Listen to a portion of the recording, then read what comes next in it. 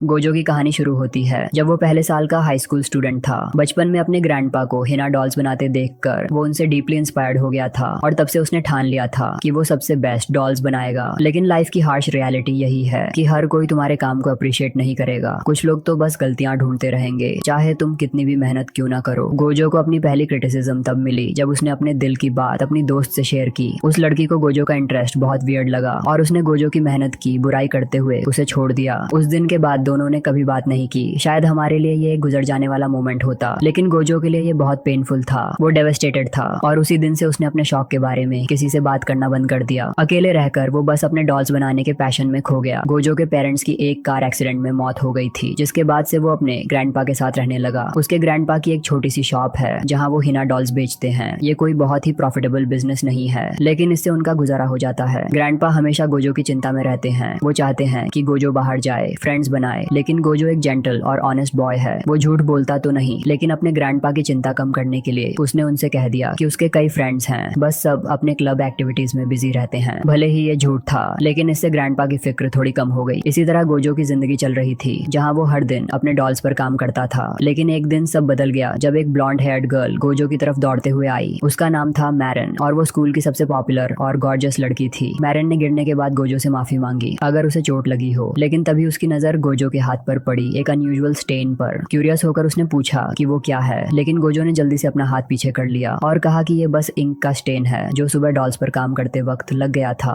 Gojo अपने past experience के कारण उसे फ्रीक्ड आउट नहीं करना चाहता था। मैरन के जाने के बाद गोजो उसकी चेयरफुल पर्सनालिटी को एडमायर करता रहा। मैरन सिर्फ अपनी ब्यूटी की वजह से ही नहीं, बल्कि अपनी ओपन और कॉन्फिडेंट नेचर की वजह से भी पॉपुलर थी। वो अपने एनिमे और मांगा इंटरेस्ट को प्राउडली शेयर करती थी और किसी ऐसे लड़के को पसंद नहीं करती थी जो उसके शौक का मजाक उड़ाए। इसी वजह से गोजो उसे सीक्रेटली एडमायर करता था। स्कूल के बाद कुछ स्टूडेंट्स ने गोजो से अपने काम करने की रिक्वेस्ट की, क्योंकि उन्हें अपने पार्ट टाइम जॉब पर जाना था। गोजो ने बिना कोई ऑब्जेक्शन के उनका काम कर दिया। तभी मरिन क्लासरूम में आई और गोजो को देखकर उसने कहा कि लोग उसकी काइंडनेस का फायदा उठा रहे हैं। मरिन को यह पसंद नहीं था कि कोई ऐसा काम करे जो वो करना नहीं चाहता। उसने गोजो को एनकरेज किया कि वो खुद के लिए स्टैंड अप करे, क्योंकि कोई और उसके लिए ये नहीं करेगा। गोजो अभी भी मैरिन की बातों के बारे में सोचता रहता था कि हमें अपनी लाइक्स और डिसलाइक्स के बारे में ओपन होना चाहिए। एक दिन जब गोजो अपने डॉल्स के कपड़े सी रहा था तो उसकी सोइंग मशीन अचानक खराब हो गई। ग्रैंडपा ने उसे रिपेयर के लिए भेज दिया, लेकिन रिपेयर में कुछ दिन लगने वाले थे। इस बीच गोजो ने स्कूल के क्लब की मॉडर्न सोइंग मशीन का इस्तेमाल करना शुरू किया, जो उसकी घर की पुरानी मशीन से काफी बेहतर थी। एक दिन जब गोजो क्लब रूम में काम कर रहा था, मरिन फिर से वहाँ आई। गोजो घबरा गया और हड़बड़ी में उसकी डॉल गिरने लगी, लेकिन उसने उसे गिरने से पहले ही पकड़ लिया। हालांकि डॉल को कोई नुकसान नहीं हुआ, लेकिन गोजो पैनिक में आ गया और जल्दी से समझाने लगा कि ये वैसा नहीं है जैसा लगता है। मरिन को कुछ कहने से पहले ही गोजो और भी नर्वस हो गया, लेकिन मरिन तो बस इस बात से इम्प्रेस्ड थी कि गोजो कपड़े सी सकता है। उसने डॉल को गौर से देखा और उसकी तारीफ करने लगी कि ये कितनी अच्छी दिखती है। गोजो के लिए ये पहली बार था जब उसकी उम्र के किसी इंसान ने उसके डॉल्स की खूबसूरती को समझा और अप्रिशिएट किया। गोजो की खुशी उस पल में बयान नहीं की जा सकती थी। मरिन अचानक अपने कपड़े बदल कर वो आउटफिट पहनती है जिस पर वो काफी दिनों से काम कर रही थी। फिर वो गोजो को एक पिक्चर दिखाती है जिसे वो कॉपी करने की कोशिश कर रही थी। जैसे ही गोजो उस तस्वीर को देखता है, उसके अंदर का आर्टिस्ट जाग उठता है। वो मैरिन की आउटफिट में कमी निकालने लगता है और उसे स्कोल्ड करता है कि उसके आउटफिट में कई डिटेल्स मिसिंग हैं जो पिक्चर से मैच भी नहीं करती।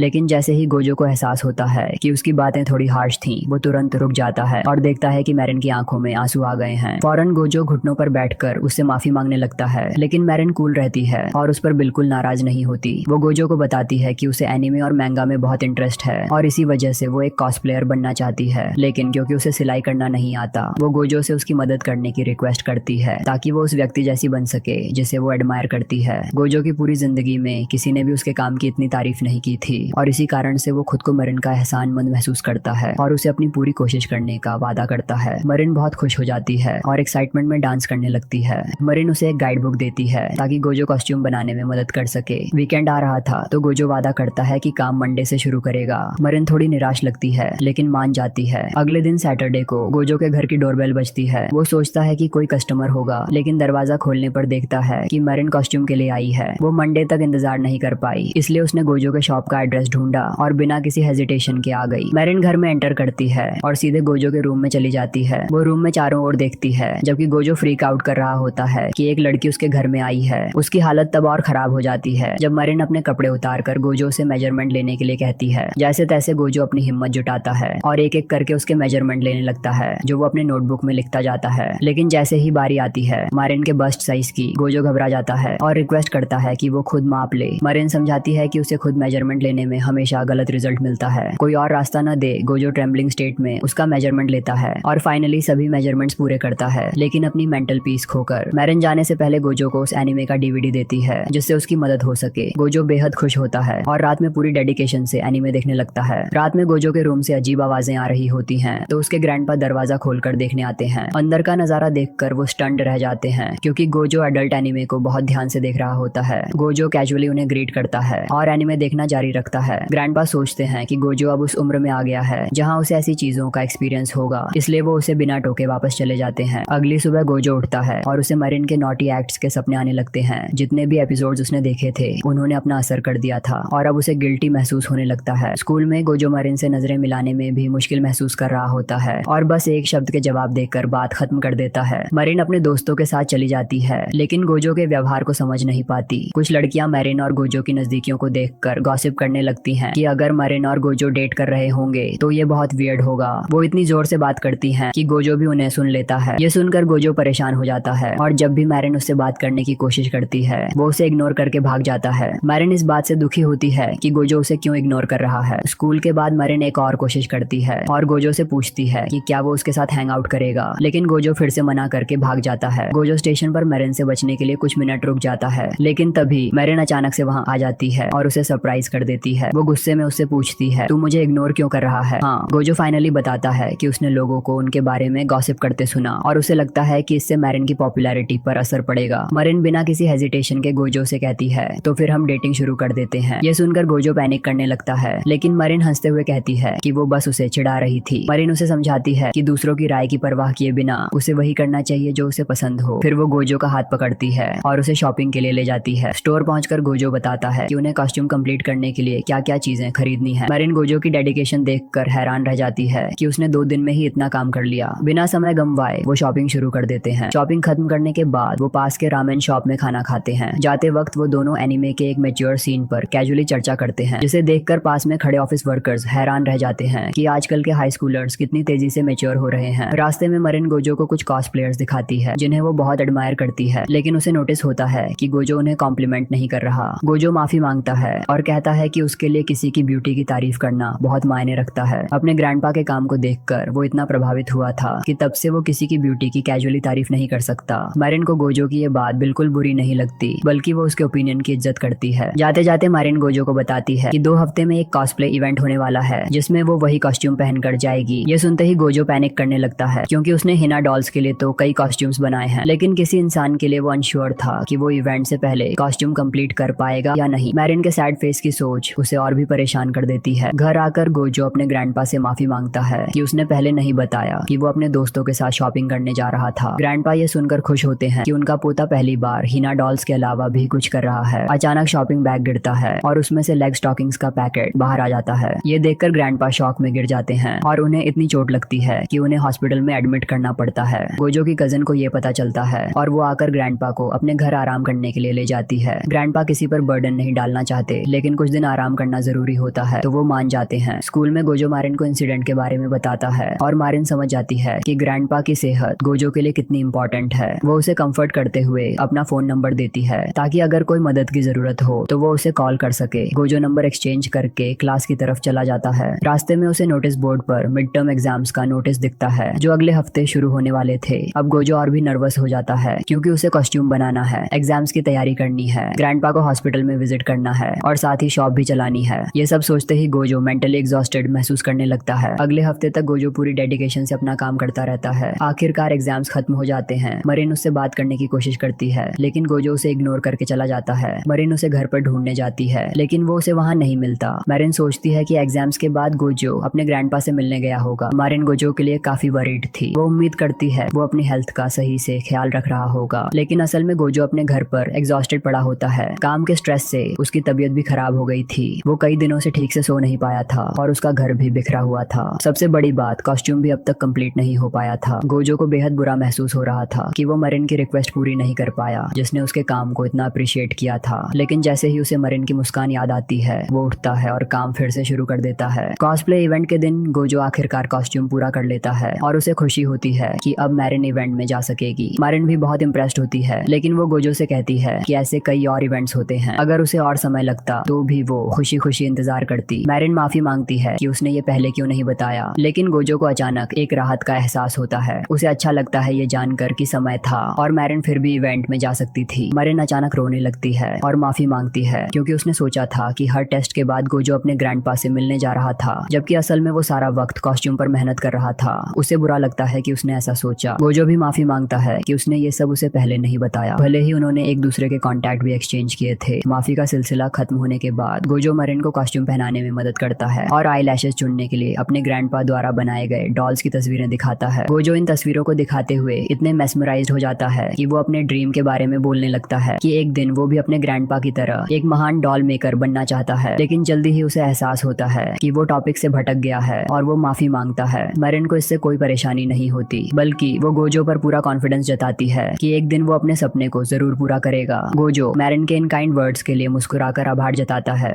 उसी पल मैरिन को एक अलग तरह का एहसास होता है जिसे उसने पहले कभी महसूस नहीं किया था। अब तक वो गोजो की तरफ अट्रैक्ट नहीं थी, लेकिन ये पल उनके रिश्ते में एक टर्निंग पॉइंट बन जाता है। सब कुछ तैयार होने के बाद मैरिन कॉस्ट्यूम पहनती है और वो बेहद गॉर्जियस दिख रही होती है। मैरिन बहुत खुश और उत्साहित होती है कि ड्रेस बिल्कुल परफेक्ट बनी है। गोजो मैरिन के फोन का इस्तेमाल करके ढेर सारी फोटोज लेता है जो इतनी अच्छी होती हैं कि मैरिन वहीं पर एक कॉस्प्ले अकाउंट खोलकर उन्हें अपलोड करने लगती है। मैरिन इतनी एक्साइटेड होती है कि वो अगले दिन होने वाले कॉस्प्ले इवेंट में जाने का फैसला कर लेती है। अगले दिन दोनों इवेंट में पहुंचते हैं। मैरिन बहुत उत्साहित होती है इतने सारे कॉस्प्लेयर्स को देखकर, लेकिन गोजो थोड़ा नर्वस महसूस कर रहा होता है क्योंकि उसे लगता है कि सभी लोग उन्हें देख रहे हैं। मैरिन को लगता है कि ये शायद उसकी ड्रेस की वजह से है, लेकिन गोजो को लगता है कि लोग उसे देख रहे हैं क्योंकि वो इतनी कैजुअल ड्रेस पहनकर आया है। थोड़ी देर बाद गोजो काम हो जाता है और वो ऊपर की तरफ जाते हैं। तभी एक फोटोग्राफर मैरिन के पास आता है और उससे कुछ फोटोज लेने की रिक्वेस्ट करता है। मैरिन बिना किसी हिचकिचाहट के मान जाती है क्योंकि ये उसका पहला इवेंट था और वो ये मौका गंवाना नहीं चाहती थी। फोटोग्राफर के जाने के बाद और भी फोटोग्राफर्स मैरिन की तस्वीरें लेने आने लगते हैं। गोजो ये देखकर खुश होता है कि मैरिन इतना एंजॉय कर रही है, लेकिन इसी बीच गोजो को एहसास होता है कि उसने अपना वादा पूरा कर दिया है और अब मैरिन के पास उसके साथ हैंग आउट करने का कोई रीजन नहीं है। मैरिन के साथ बिताए गए इन दिनों ने उसे बहुत खुश किया था। तभी मैरिन भागती हुई आती है और घबराकर बताती है कि एक ट्रेजेडी होने वाली है। गोजो चिंतित होकर पूछता है कि क्या हुआ। मैरिन बताती है कि जब वो कल अपनी कैरेक्टर की फोटोज देख रही थी तो उसने देखा कि कैरेक्टर का बस्ट साइज उससे बड़ा था। इसे कॉम्पेंसेट करने के लिए उसने 2 न्यू ब्रेस पहने थे, लेकिन अब उसके कपड़े फटने वाले हैं और इसके साथ साथ उसकी ड्रेस काफी हैवी है और ब्लैक कलर ज्यादा हीट अब्सॉर्ब कर रहा है। बिना समय गंवाए दोनों बिल्डिंग के अंदर जाकर ठंडा करने के लिए कुछ सामान खरीदते हैं। फिर बर्स्टिंग प्रॉब्लम से निपटने के लिए गोजो उसकी ड्रेस की जेब थोड़ी सी खोलता है। ठंडक पाने के बाद दोनों घर के लिए निकलते हैं। ट्रेन में मैरिन गोजो का धन्यवाद करती है कि उसने उसके लिए इतना कुछ किया और वो फिर से उसके साथ काम करने के लिए एक्साइटेड है। गोजो भी खुशी से भर जाता है और वादा करता है कि अगली बार वो और भी बेहतर काम करेगा। मैरिन अपना फोन निकालकर गोजो को अपनी अगली कॉस्प्ले कैरेक्टर दिखाती है, लेकिन गोजो थका हुआ और नींद में होता है। उसी हालत में गोजो मैरिन की तारीफ करता है कि आज वो कितनी खूबसूरत लग रही थी। मैरिन हैरान होती है क्योंकि उसे याद आता है कि गोजो के लिए ब्यूटीफुल शब्द कितना मायने रखता है। ये सुनकर मैरिन जोर से ब्लश करने लगती है। अगले दिन मैरिन गोजो के घर जाती है विक को धोने के लिए। गोजो उस वक्त गाइड पढ़ रहा होता है। मैरिन गोजो का चेहरा देखकर मेस्मराइज हो जाती है। तभी गोजो के ग्रैंडपा अपनी ग्रैंड डॉटर के घर से वापस आते हैं और घर में एक लड़की को देखकर शॉक में आ जाते हैं। बाद में सब कुछ क्लियर हो जाता है। ग्रैंडपा इम्प्रेस्ड होते हैं कि गोजो ने कितना बेहतरीन कॉस्ट्यूम बनाया है। भले ही उसमें अभी और इम्प्रूवमेंट्स की गुंजाइश है, लेकिन काम शानदार हुआ है। जब गोजो और उसके ग्रैंडपा कॉस्ट्यूम के बारे में बात कर रहे होते हैं तभी मैरिन को एहसास होता है कि वो गोजो के साथ मैडली इन लव हो गई है। उसे समझ नहीं आता कि गोजो कितना क्यूट है, लेकिन तभी अचानक मैरिन के पेट से जोर से आवाज आती है और वो शर्मिंदगी से मर जाने जैसा महसूस करने लगती है। गोजो समझ जाता है कि काफी देर हो चुकी है, इसलिए वो मैरिन के लिए डिनर बना देता है। मैरिन गोजो की मल्टी टैलेंटेड पर्सनालिटी से बहुत इंप्रेस होती है। डिनर के दौरान ग्रैंडपा मैरिन से उसके पेरेंट्स के बारे में पूछते हैं। दुख की बात यह है कि मैरिन की माँ कुछ साल पहले गुजर गई थी और उसके पिता का ट्रांसफर हो गया था, इसलिए वो ज्यादातर समय घर से दूर रहते हैं। ग्रैंडपा को मैरिन की सेहत की चिंता होती है, इसलिए वो उससे पूछते हैं कि क्या वो ठीक से खाना खा रही है। मैरिन कन्वीनियंस स्टोर से खरीदे हुए खाने की पिक्चर्स दिखाती है जिसमें वो अक्सर फ्रोजन फ्राइड राइस और फ्राइड चिकन खाती है। इसके साथ वो रोज दूध और योगर्ट भी लेती है। ग्रैंडपा उसकी सेहत को लेकर चिंतित हो जाते हैं और उसे रिक्वेस्ट करते हैं कि वो अक्सर डिनर के लिए उनके घर आया करे। मैरिन इस प्रस्ताव से बहुत खुश होती है और वादा करती है कि वो जरूर आएगी। डिनर के बाद गोजो उसे स्टेशन तक छोड़ने जाता है, लेकिन मैरिन को उससे अलविदा कहने में दिक्कत हो रही होती है। वो इस सेपरेशन को बर्दाश्त नहीं कर पा रही होती और उम्मीद करती है कि जल्द ही गोजो से फिर मुलाकात होगी। अगले दिन भारी बारिश हो रही होती है और एक भीगी हुई लड़की गोजो के घर के पास रुकती है। गोजो के ग्रैंडपा उसे देखकर पहचान जाते हैं और उसे अंदर बुलाते हैं क्योंकि वो गोजो की दोस्त होती है। गोजो स्कूल से घर लौटता है और उससे पहले उसके ग्रैंडपा उसे बताते हैं कि उसका एक दोस्त उससे मिलने आया है। गोजो थोड़ा परेशान हो जाता है क्योंकि उसकी एकमात्र दोस्त मरिन है और वो आज अपने पार्ट टाइम जॉब में बिजी है। गोजो को लगता है कि शायद कोई चोर उसके घर में घुस आया है। सावधानी से वह उस कमरे की तरफ बढ़ता है जहाँ से रोशनी आ रही होती है। गोजो दरवाजा तेजी से खोलता है लेकिन वहाँ एक छोटी सी लड़की को देखकर दंग रह जाता है। दोनों घबरा जाते हैं। बाद में गोजो माफी मांगता है और उससे उसकी विजिट का मकसद पूछता है। लड़की का नाम सजूना होता है और वो गोजो से एक कॉस्ट्यूम बनाने की रिक्वेस्ट लेकर आई होती है। गोजो पहले ये समझता है कि सजूना हिना डॉल्स के लिए कॉस्ट्यूम चाहती है और उसे यह जानकर खुशी होती है कि यंग लोग हिना डॉल्स में इंटरेस्ट ले रहे हैं। वो सजूना से उसकी उम्र और स्कूल के बारे में पूछता है लेकिन गोजो तब चौंक जाता है जब उसे पता चलता है कि सजूना उससे 1 साल बड़ी है। अब तक गोजो उसे मिडिल स्कूल की स्टूडेंट समझ रहा था। गोजो जल्द ही उसकी जानकारी नोट करता है और उसे हिना डॉल्स के कॉस्ट्यूम्स दिखाने ले जाता है। सजूना डॉल्स देखकर इम्प्रेस होती है लेकिन कंफ्यूज्ड भी क्योंकि ये वो कॉस्ट्यूम्स नहीं होते जो वो चाहती थी। वो डिमांड करती है कि उसे वो कॉस्प्ले आउटफिट्स दिखाए जो उसने किसी लड़की के लिए बनाए थे। गोजो उसे बताता है कि वो प्रोफेशनल डिजाइनर नहीं है और उसने ये कॉस्ट्यूम सिर्फ अपनी दोस्त के कहने पर बनाया था। सजूना की वाइल्ड पर्सनालिटी होती है और वो गोजो को धमकी देती है कि अगर उसने उसके लिए आउटफिट नहीं बनाया तो वो प्राइवेसी ब्रीच के लिए पुलिस में शिकायत कर देगी। गोजो पैनिक कर जाता है और उसे कोई और ऑप्शन नहीं दिखता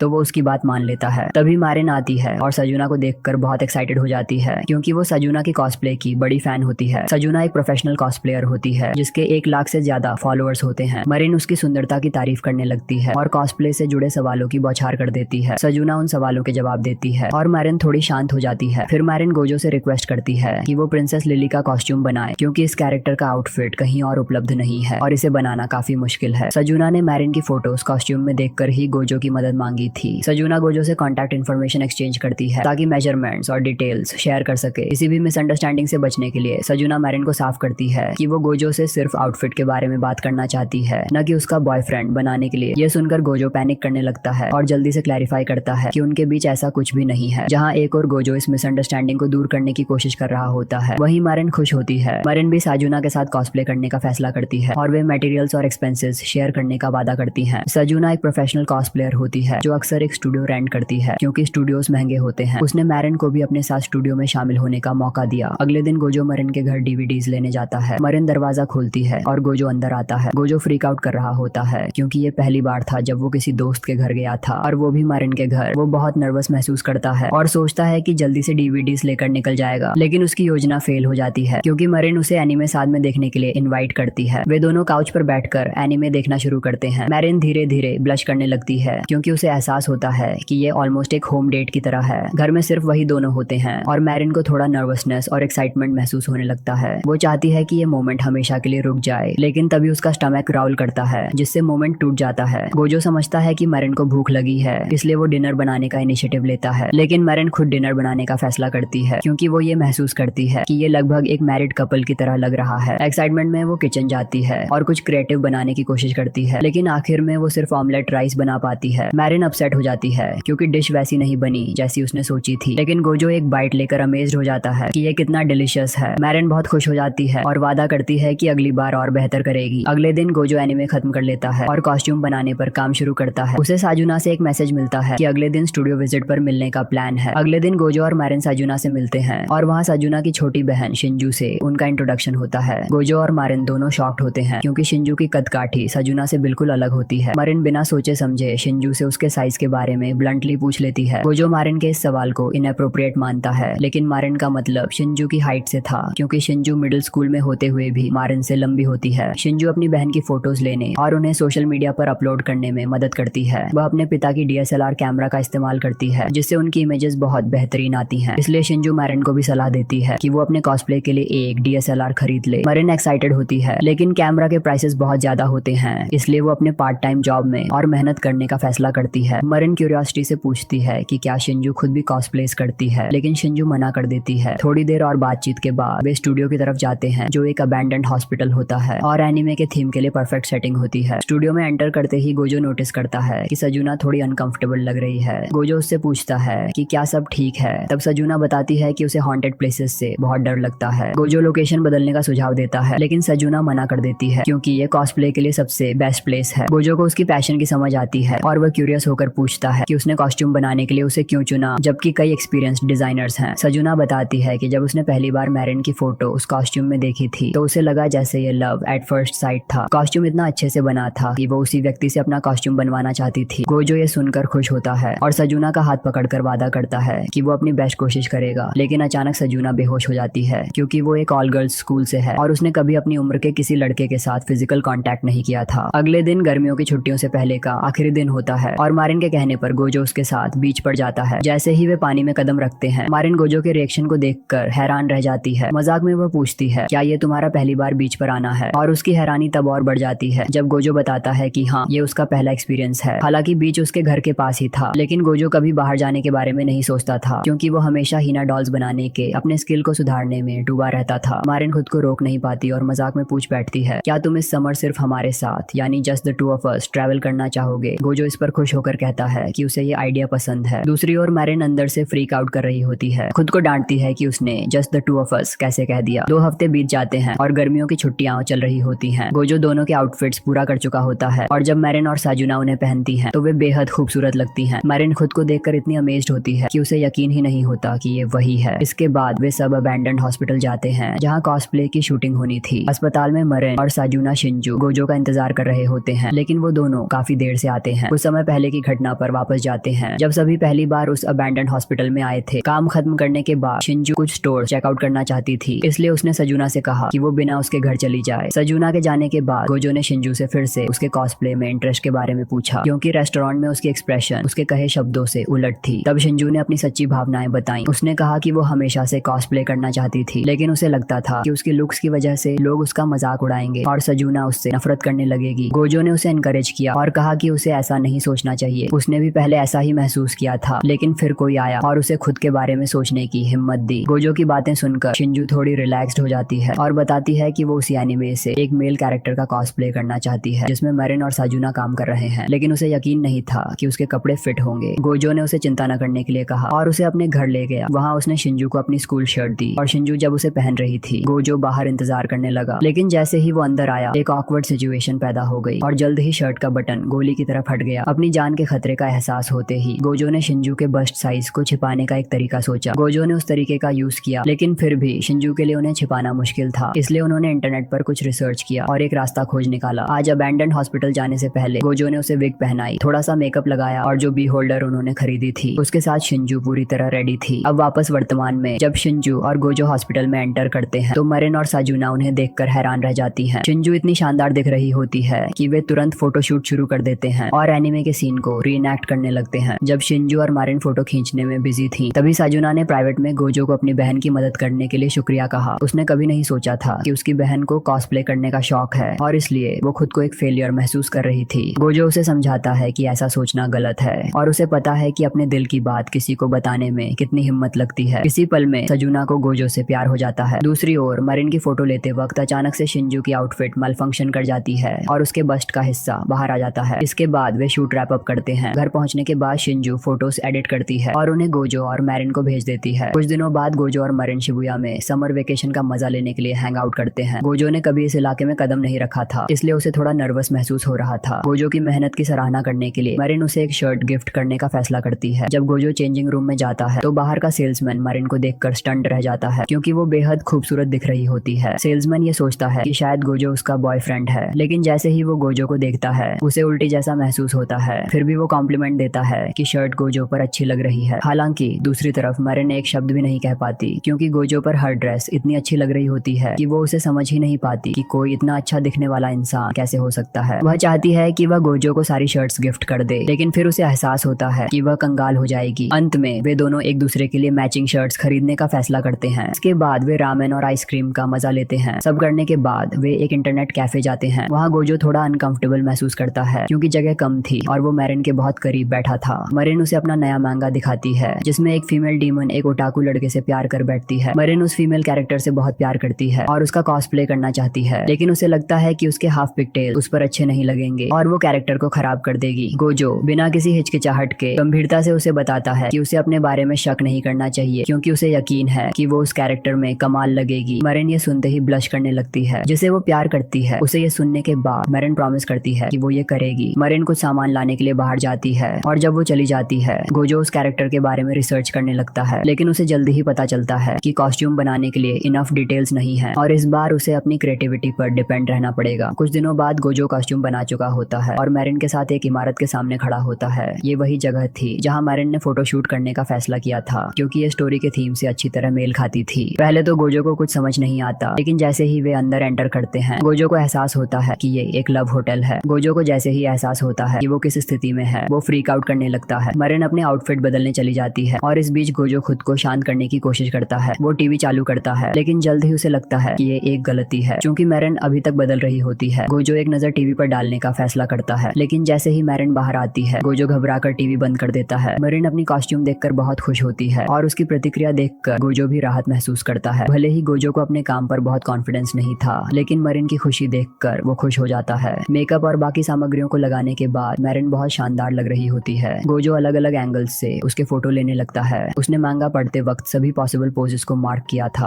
आखिरी पोज के लिए वो बेड पर चढ़ जाता है और मैरिन को अपने ऊपर बैठने को कहता है। मैरिन उसके ऊपर बैठती है और गोजो फोटो लेता है। इस पॉइंट ऑफ व्यू से फोटो शानदार निकलता है और मैरिन इससे बेहद खुश हो जाती है। मैरिन खुश होकर कहती है कि उसे आज बहुत मजा आया। तभी गोजो को अचानक एहसास होता है कि वो किस सिचुएशन में खुद को ले आया है। घबराते हुए वो उठने की कोशिश करता है, लेकिन गलती से रिमोट से लाइट बंद हो जाती है और वे एक बहुत अनयूजुअल पोजीशन में पहुंच जाते हैं। दोनों एक दूसरे के करीब आने लगते हैं और लगभग किस करने वाले होते हैं, लेकिन तभी अचानक टेलीफोन की घंटी बजती है। गोजो फोन उठाता है और उन्हें बताया जाता है कि उनका टाइम खत्म हो गया है। मैरिन ब्लश करते हुए सोचती है कि काश फोन नहीं बजा होता। बाद में दोनों अपने कपड़े बदलते हैं और घर की ओर लौटते हैं। अगले दिन मैरिन के घर में वो अपना होमवर्क कर रही होती है और गोजो उसकी मदद कर रहा होता है। जब वो होमवर्क खत्म कर लेती है तो दोनों एक हॉरर मूवी देखने का फैसला करते हैं। ये मैरिन थी जिसने मूवी का जॉनर चुना था और वो शुरू में बहुत काम लग रही थी, लेकिन गोजो के लिए ऐसा नहीं था। जैसे जैसे मूवी आगे बढ़ती है मैरिन की सारी काल्मनेस गायब हो जाती है और वो बेहद डर जाती है, जबकि दूसरी ओर गोजो मूवी का बहुत मजा ले रहा होता है। अगला दिन गर्मियों की छुट्टियों का आखिरी दिन होता है और गोजो मैरिन से फायरवर्क्स फेस्टिवल में मिलने जाता है। कुछ समय बाद मैरिन युकाता पहनकर आती है और उसे देखकर गोजो बुरी तरह ब्लश करने लगता है। मैरिन उसकी रिएक्शन नोटिस करती है और उसका दिल भी जोर से धड़कने लगता है। फायरवर्क्स शुरू होने में कुछ समय होता है, तो उससे पहले वे काफी सारा खाना खरीदते हैं। अंत में फायरवर्क्स शुरू होते हैं और वो सीन बहुत खूबसूरत होता है। गोजो, जिसका ये पहली बार था, फायरवर्क्स देखकर सरप्राइज्ड हो जाता है, क्योंकि पहले वो हमेशा हिना डॉल्स बनाने में बिजी रहता था, लेकिन आज वो बहुत खुश था कि उसने मैरिन के साथ ये खास पल साझा किया। इतना चलने के बाद मैरिन के पैर दुखने लगते हैं। गोजो बैंडेजेस लाने की कोशिश करता है, लेकिन मैरिन उसे रोकती है और गोजो की पीठ पर चढ़ जाती है। पहले गोजो बहुत नर्वस महसूस करता है, लेकिन जल्द ही वो शांत हो जाता है और मैरिन को अपनी पीठ पर उठाए स्टेशन की ओर बढ़ता है। रास्ते में मैरिन सजेशन देती है कि अगले साल वे किसी अलग जगह पर जाकर फायरवर्क्स देखें। गोजो इससे सहमत होता है और ये जानकर खुश होता है कि वे अगले साल भी साथ होंगे। घर पहुंचने के बाद जब गोजो सोने ही वाला होता है, तभी उसे मैरिन का फोन आता है। मैरिन बहुत डर गई होती है, क्योंकि उसने हॉरर मूवी देखी थी और उसे डर था कि कोई मिरर से निकल कर आ जाएगा। मैरिन उससे रिक्वेस्ट करती है कि क्या वो सोने से पहले थोड़ी देर बात कर सकते हैं। गोजो सहमत हो जाता है और घंटों तक वे अपनी जिंदगी के मोमेंट्स और एक्सपीरियंसेस को एक दूसरे से शेयर करते रहते हैं। गोजो थकान से ड्राउजी हो रहा होता है और मैरिन की कहानियों को सुनते हुए कभी कभार एक शब्द का जवाब दे देता है। कुछ समय बाद मैरिन गोजो की सोने की आवाज सुन सकती है। इस मौके का फायदा उठाते हुए मैरिन धीरे से अपने प्यार का इजहार करती है और गोजो को गुड नाइट कहती है। दोस्तों, कमेंट करके बताओ आपको ये स्टोरी कैसी लगी और भी मजेदार एनिमे के लिए चैनल को सब्सक्राइब करना ना भूले। Till then, peace out.